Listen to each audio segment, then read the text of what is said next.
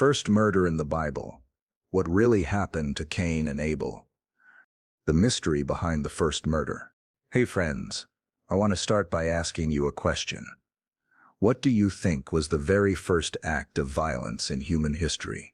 When did the first life get taken by another human being? Most of us might guess it happened way back in ancient times, but the Bible gives us the actual story, and it's about two brothers, Cain and Abel.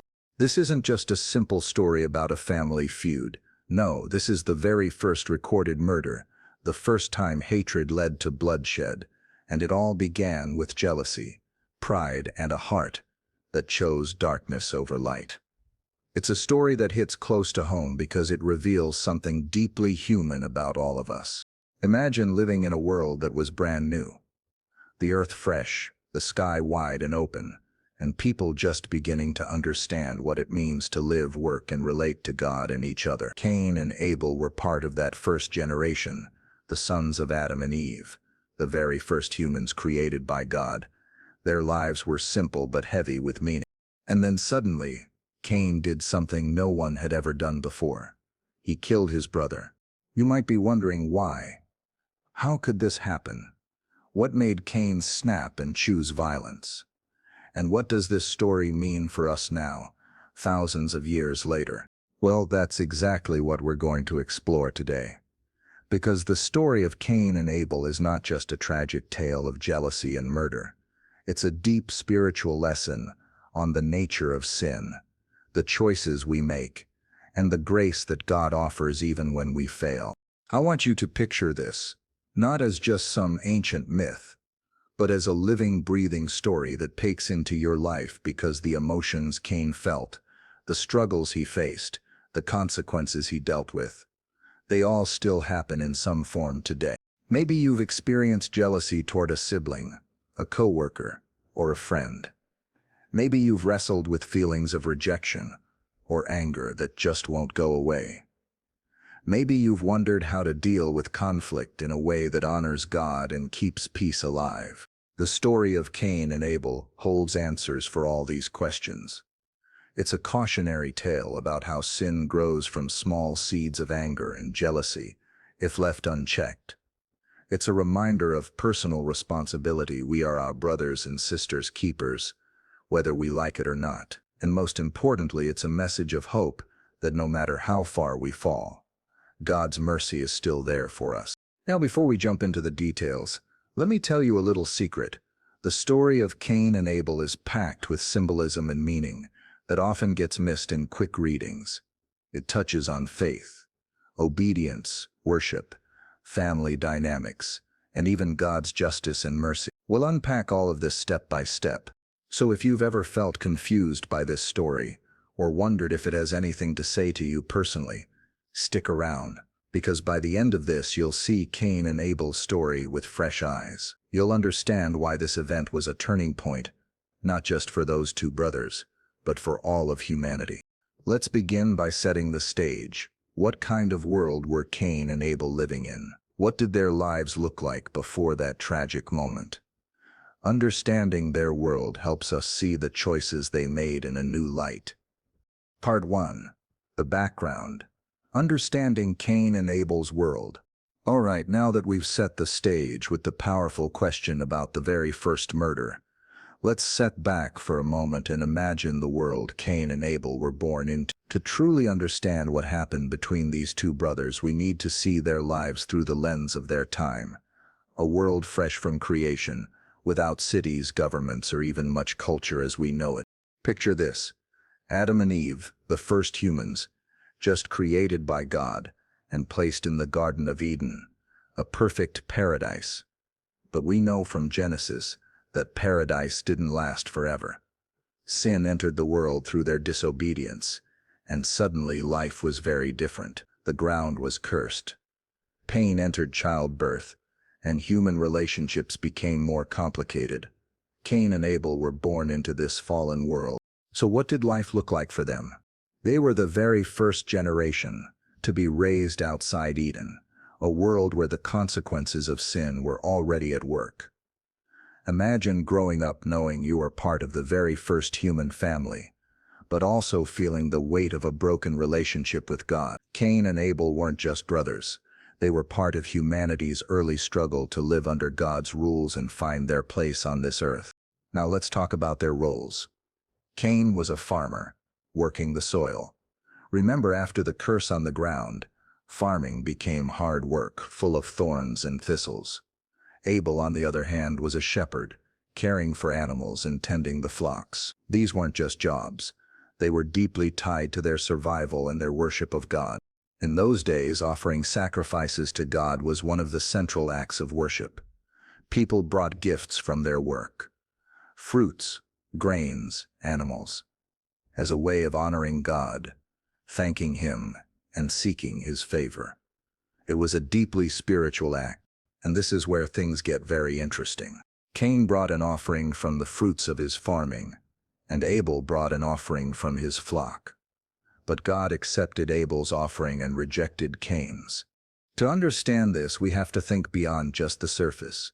It wasn't about the gift itself, but the heart behind it. Abel's sacrifice was from the best of what he had, his firstborn lambs given with faith and reverence. Cain's offering, while not explicitly described as bad, lacked that same faith or wholeheartedness. Some scholars say Cain's offering was simply not given with the right attitude or trust in God. Here's a key truth. God desires more than just ritual. He desires sincerity, obedience, and faith. When we offer Him our best, we honor Him. When we hold back or do things half-heartedly, it shows. And that's what caused Cain to become angry and discouraged. He saw his brother's offering accepted, while his own was rejected, and jealousy began to take root in his heart. But before we get to that, think about what this says about worship and faith in our lives today. Are we bringing God our best, our hearts fully devoted? Or are we giving Him leftovers, half-hearted effort, or comparing ourselves to others? Cain and Abel's world was simple in some ways, but spiritually profound. They were learning what it meant to live in relationship with God and with each other, lessons that we still need today. So as we prepare to look deeper into the story of their offerings and what went wrong, remember, this isn't just about two brothers. It's about how our hearts respond to God's invitation for faith, trust, and love. Now that we've seen the world Cain and Abel lived in and the importance of their roles and offerings, the next question is, what exactly went wrong with their offerings? Why did God accept one and reject the other? Let's explore that in the next part. Part 2, the offering. What went wrong? Now this is where the story takes a critical turn, and the heart of the conflict between Cain and Abel begins. We've seen that both brothers brought offerings to God, Cain from the fruit of his labor as a farmer, and Abel from his flock as a shepherd. But the Bible tells us that God looked with favor on Abel's offering, while He did not accept Cain's. This raises the question. Let me be clear, this isn't just about what they offered, it's about how they offered it and why. The Bible gives us some clues that go beyond the surface. First, consider what each offered. Abel brought the best of the firstborn of his flock, not just any sheep, but the firstborn, the finest, the very best he had. Cain brought some of the fruits of the soil, but we aren't told it was the first fruits or the best portion. That's a key difference. God desires our best, not just leftovers or what's convenient. He desires our hearts to be fully invested. When Abel offered the best of his flock, it showed faith, trust, and reverence toward God. Cain's offering, while not described as bad or sinful, may have lacked that same wholeheartedness or faith. Second, think about the attitude behind the offering. Hebrews 11:4 tells us that Abel's offering was accepted because it was given in faith. Faith means trusting God, obeying Him, and recognizing His authority. Was Cain's heart truly trusting? Was he obeying with a humble and faithful spirit? God looks beyond outward actions. He searches hearts. Now Cain's reaction tells us a lot. When his offering was rejected, Cain became very angry and downcast. Instead of reflecting on why his offering was not accepted, he let jealousy and resentment grow inside him. This is a critical moment. We all face rejection or disappointment at some point, but it's what we do with those feelings that defines us. God even speaks to Cain directly. Why are you angry? If you do what is right, will you not be accepted? But if you do not do what is right, sin is crouching at your door. It desires to have you, but you must rule over it. Can you hear the warning in God's words? Sin was waiting, ready to pounce on Cain's anger and jealousy. But Cain had a choice.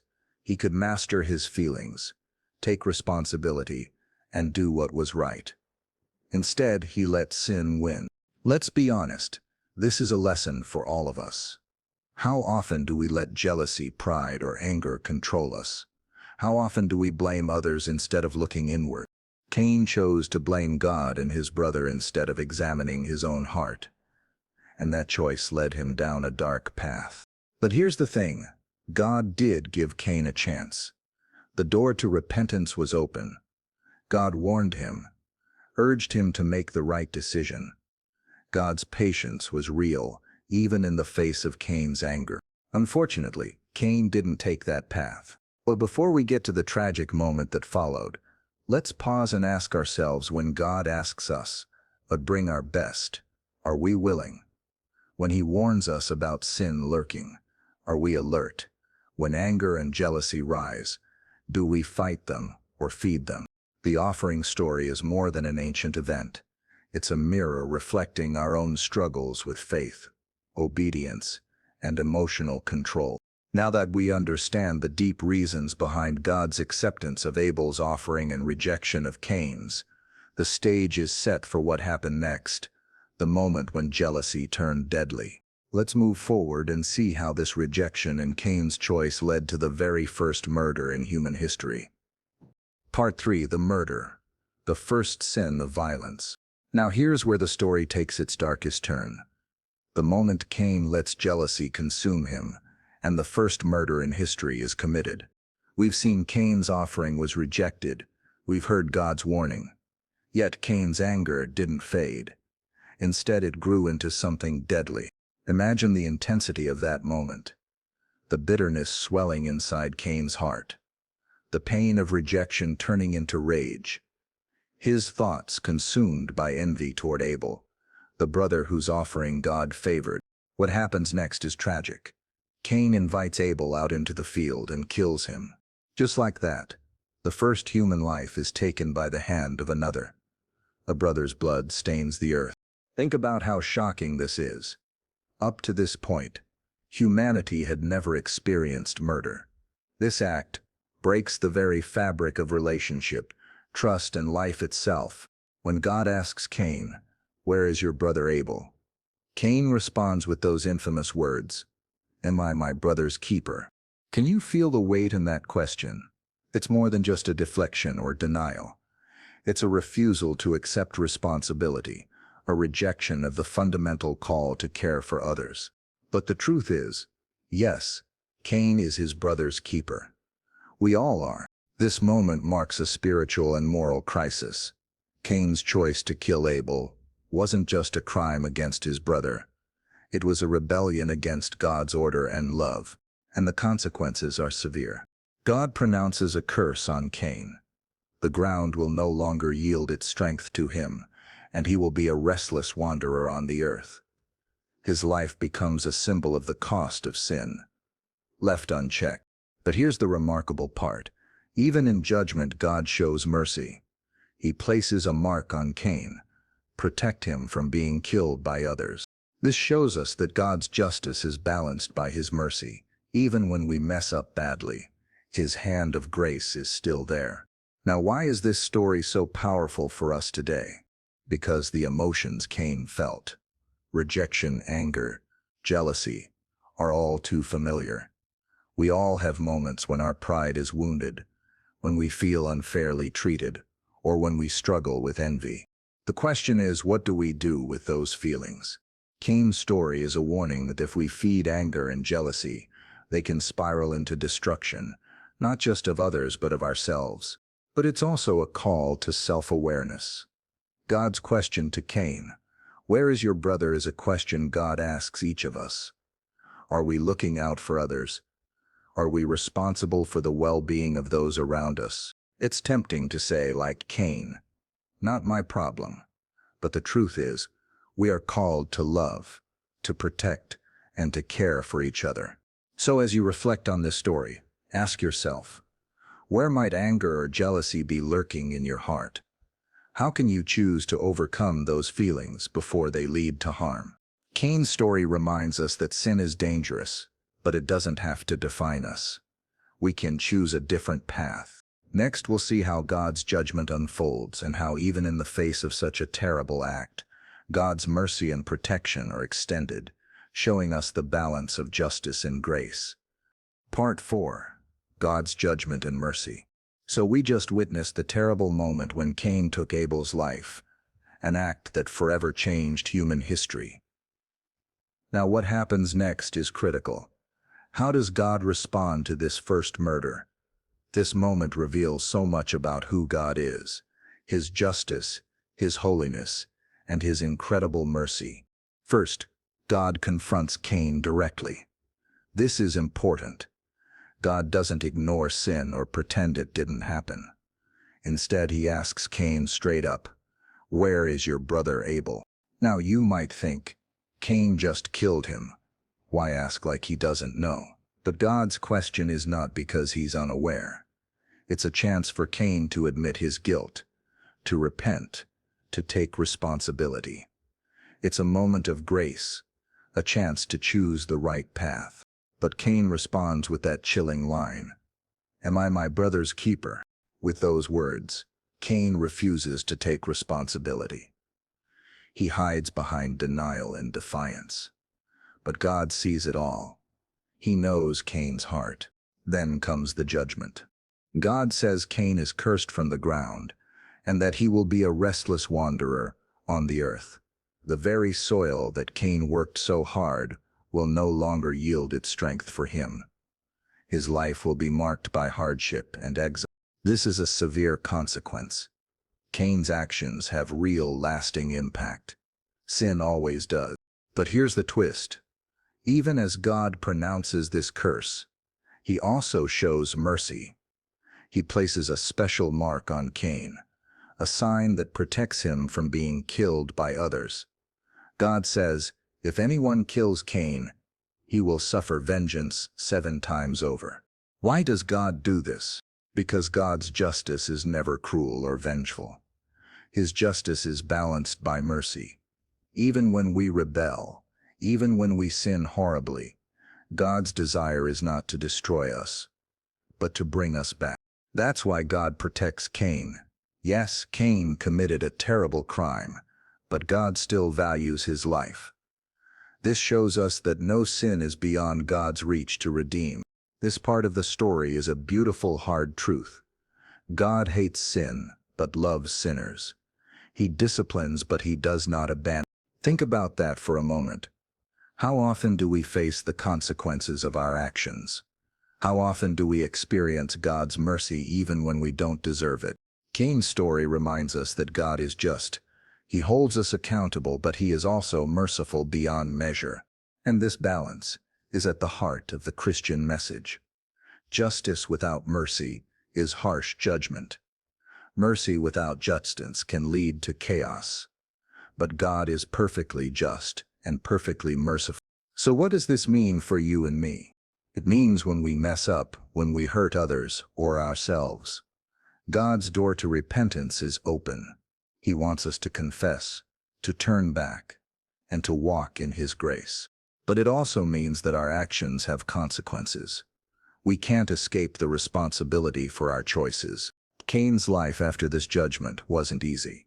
He wandered, marked and isolated, but God's vengeance meant he still had a chance to live differently. The story doesn't end with punishment. It continues with the hope of redemption. And friends, that hope is for all of us. No matter how far we've fallen, God's mercy is reaching out. Now that we understand God's perfect balance of judgment and mercy in Cain's story, we can look deeper into what this teaches us about sin, responsibility, and the fight inside every human heart. Let's move forward to Part 5, Deeper Meanings and Spiritual Lessons. Part 5, Deeper Meanings and Spiritual Lessons. So by now we've walked through the whole tragic story of Cain and Abel, from their offerings to the first murder, and from God's judgment to his mercy.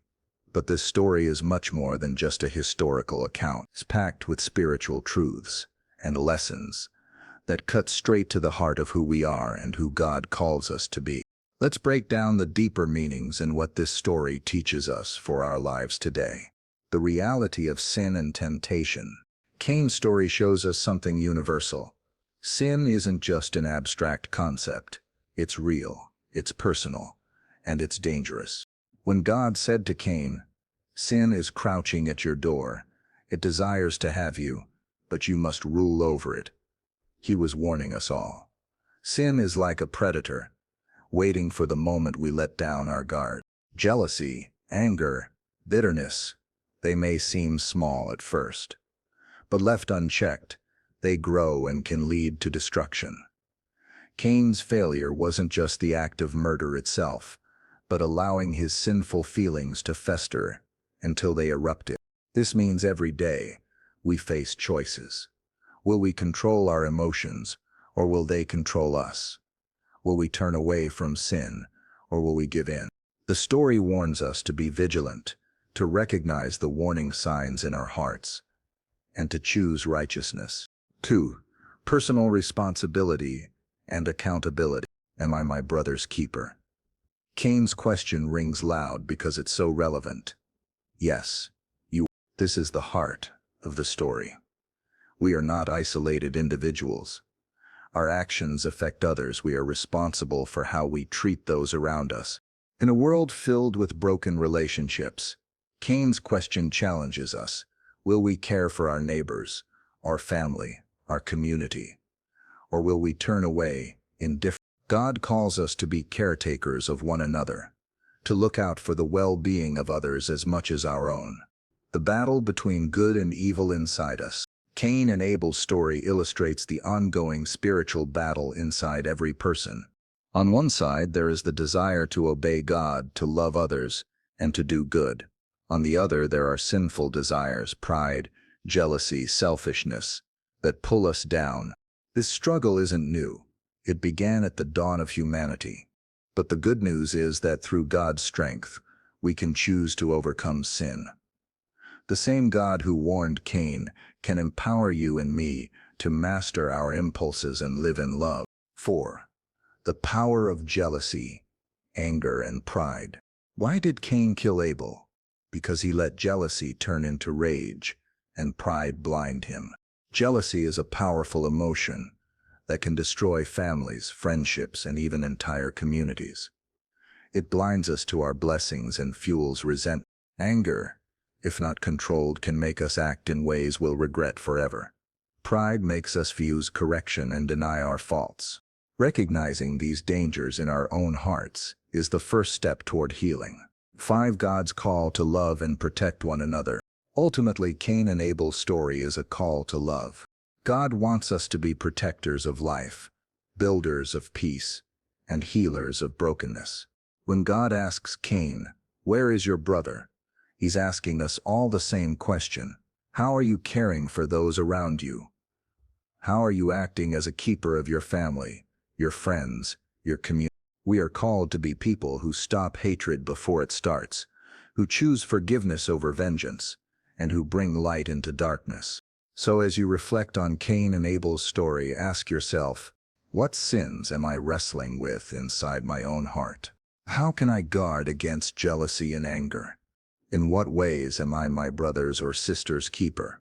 How can I live out God's call to love and responsibility every day? Friends, this ancient story is alive and real. It challenges us to examine our hearts and to live in a way that honors God and blesses others. Now that we've explored the deep spiritual lessons, it's time to bring it all home. In the next part, we'll talk about how to live the lessons of Cain and Abel in our modern lives with hope, forgiveness, and grace. Ready? Let's move on to part 6, living the lesson of Cain and Abel today. Part 6, living the lesson of Cain and Abel today. We've journeyed through the story of Cain and Abel, the first murder in history, the choices that led to tragedy, and the deep spiritual lessons woven throughout. Now it's time to bring it all home. What does this ancient story mean for you and me today? How do we live out its lessons in our daily lives, in our families, communities, and hearts? Let me be straightforward. The story of Cain and Abel is not just history. It's a call to choose love over jealousy, responsibility over apathy, peace over violence. Friend, embrace forgiveness and reconciliation. First, let's talk about forgiveness. Cain's story shows us what happens when bitterness takes root. It atrophies relationships and leads to pain, but God's grace offers us a different way. When someone hurts us, or when we hurt others, forgiveness breaks the cycle of anger and revenge. It doesn't mean forgetting or excusing wrong, but choosing to release the hold that bitterness has on us. Reconciliation heals wounds and restores relationships. It's hard, but it's what God calls us to. Overcome jealousy and anger. Jealousy and anger are dangerous emotions that can consume us if we're not careful.